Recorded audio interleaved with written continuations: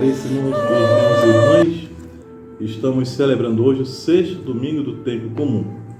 O evangelho deste domingo nos mostra Jesus em contato com um homem leproso, doença que, de acordo com a religião da época, tornava a pessoa impura e a excluía do convívio social. A lepra era uma doença vista como um sinal de impureza, de dissolução e também de morte.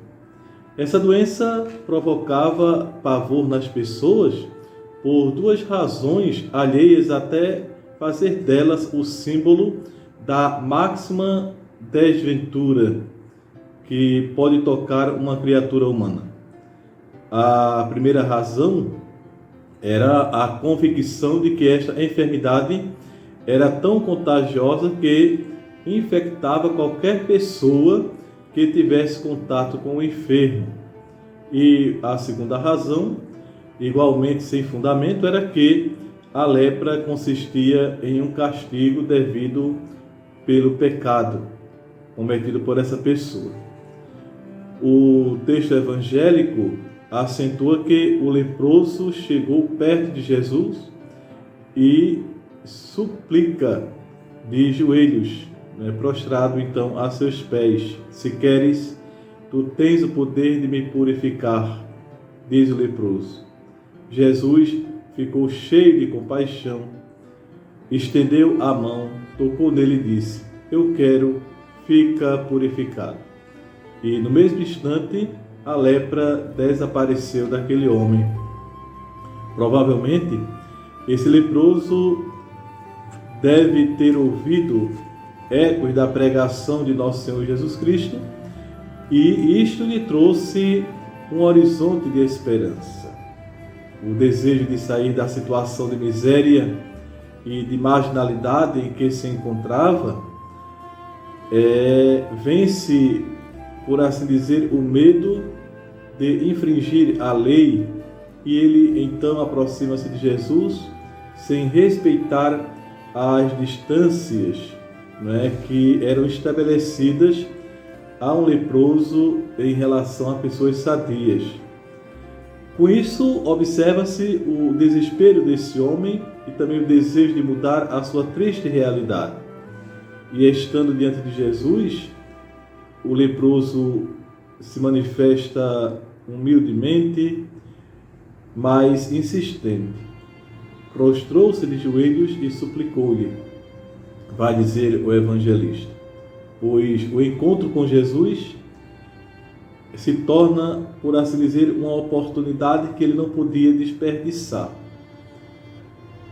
O que ele pretende de Jesus não é apenas ser curado, mas ser purificado dessa enfermidade que o faz impuro e indigno de pertencer à comunidade de Deus e à comunidade dos homens. O leproso confia no poder de Jesus, sabe que só Jesus pode ajudá-lo a superar o seu estado de miséria, de isolamento e também de indignidade. Mostrou ser prudente e portador de uma fé sincera, e a sua súplica ela é feita com fervor e humildade. E Jesus, por sua vez, não disse apenas eu quero, fique purificado, mas estendeu a mão e tocou no leproso. Esse gesto de Jesus, tocando o leproso, faz com que aqui nós tenhamos uma manifestação da perfeita vontade de Deus de curar a sua criatura decaída no pecado, restituindo-lhe assim a vida em abundância, como disse o próprio Senhor no Evangelho de João 10:10, eu vim para que tenham vida e que a tenham em abundância. Cristo, neste sentido, é a mão de Deus estendida à humanidade para que ela consiga sair das areias movediças, da doença e da morte e erguer-se sobre a rocha sólida do amor divino. Trata-se, portanto, de um gesto humano onde se manifesta a bondade e a solidariedade de Jesus para com aquele que sofre, Mas este gesto de estender a mão tem ainda um profundo significado teológico, pois é o gesto que acompanha na história do Êxodo as ações de Deus em favor do seu povo. Durante aquelas intervenções de Moisés, na busca do diálogo com o faraó, na tentativa de libertar o povo, Deus então estende a sua mão para assim fazer acontecer essa libertação. O amor de Deus manifesta-se com um gesto que salva o homem leproso da escravidão em que a doença o havia lançado. A lei prescrevia que o leproso devia apresentar-se ao sacerdote, pois a função deste consistia em ajudar a controlar o mal e também impedir o contágio. A sua ação destina-se, sobretudo, a decidir da capacidade ou não de alguém para integrar a comunidade do povo de Deus e para ser admitido à presença do Deus que é 3 vezes santo. A legislação, ela reservava aos sacerdotes a tarefa de declarar a pessoa leprosa, ou seja, impura, e igualmente competia constatar a sua cura e voltar a admitir na vida normal aquela pessoa que estava enferma e foi curada. E dessa maneira, o homem fica reintegrado na vida social e religiosa. Esse texto, portanto, termina com a indicação de que o leproso purificado começou a anunciar e a divulgar o que acontecera, apesar do silêncio imposto por nosso Senhor Jesus Cristo. Mas aquele leproso curado não conseguiu guardar esse segredo da sua cura e proclamou a todos o que tinha acontecido, de modo que, narra o evangelista, os doentes acorriam de todas as partes à procura de Jesus.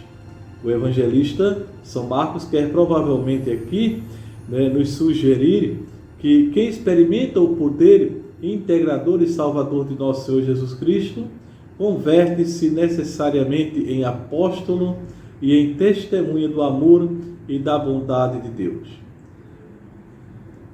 A lepra, no contexto de então, se constituía uma espécie de morte religiosa e civil, e a sua cura uma espécie de ressurreição. É possível comparar essa enfermidade com o sinal do pecado, que é a verdadeira impureza do coração, capaz de nos afastar de Deus. Não é de fato a doença física da lepra, como previam as normas antigas, que nos separa do Senhor, mas a culpa, o mal espiritual e moral. A enfermidade, tanto física como espiritual, constitui uma característica típica da condição humana, como Santo Agostinho expressa bem numa das suas preces. Tende piedade de mim, Senhor, vede que não escondo as minhas feridas. Vós sois o médico e o doente, vós sois misericordioso, eu miserável. O texto evangélico deixa para nós uma lição, pois quer nos mostrar como a oração que dirigimos a Deus para lhe pedir alguma coisa deve ser alicerçada na humildade e na fé sincera. Nossa oração, ela deve estar envolvida na fé e na firme confiança na bondade de Deus. Por isso precisamos nos reconciliar com Deus, confessando-nos periodicamente dos nossos pecados. No sacramento da penitência, mediante a ação do sacerdote, somos purificados e restituídos à comunhão com o Pai Celeste e com os irmãos, e somos novamente fortalecidos na graça, o que nos concede alegria e paz. Possamos também nós suplicar ao Cristo Senhor que venha ao nosso encontro para nos libertar de toda a enfermidade do corpo e da alma. Deixemo-nos tocar e purificar por Ele, que Ele mesmo venha ao nosso encontro para nos curar, e que cada um se encontre com Ele e, se encontrando, possa então proporcionar esse alívio no corpo e na alma. Nossa Senhora, Mãe da Misericórdia, Mãe de Misericórdia, que é o próprio Senhor, ela nos conceda então a graça de sempre recorrermos aos seus auxílios, para que, por seu intermédio, nós alcancemos a nossa cura, o perdão dos nossos pecados. Abençoe-vos Deus Todo-Poderoso, Pai e Filho e Espírito Santo. Amém.